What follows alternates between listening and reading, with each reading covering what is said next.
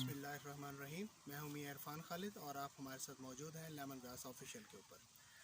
तो नाजरीन, जैसा कि हम आपको गाय बगाए अपडेट करते रहते हैं लेमन ग्रास के बारे में, तो लेमन ग्रास ग्रीन टी की एक किस्म है और जिसकी काश्त जो है ना पंजाब भर के अंदर काफ़ी बड़े पैमाने पर शुरू हो चुकी है।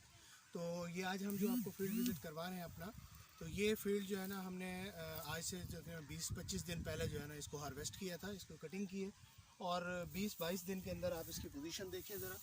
तो ये इस वक्त तकरीबन कोई दोबारा 1.5 फुट के करीब ये दोबारा ग्रोथ कर चुका है। तो ये फसल जो है ना इसका एक दफ़ा काश्त के बाद ये फसल तकरीबन 4 से 5 साल तक, 5 से 6 साल तक बल्कि ये चलती रहती है और साल के अंदर ये 2 कटिंग्स देती है।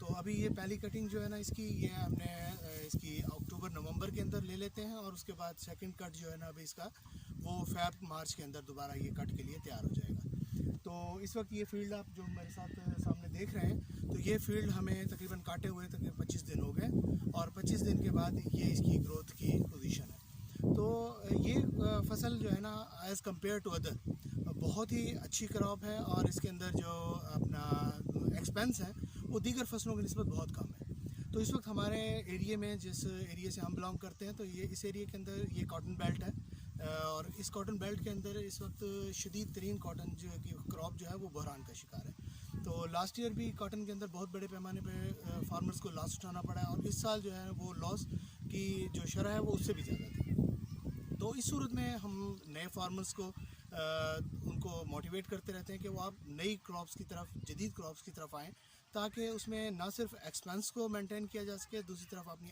आमदन जो है उसको भी बेहतर किया जा सके। तो इसके अलावा इस क्रॉप के बारे में किसी किस्म का आपको कोई क्वेश्चन हो, किसी किस्म का कोई क्वेरी हो, तो आप हमें कमेंट्स कर सकते हैं। हमारे पेज को लाइक करें और हमारी वीडियो को शेयर करें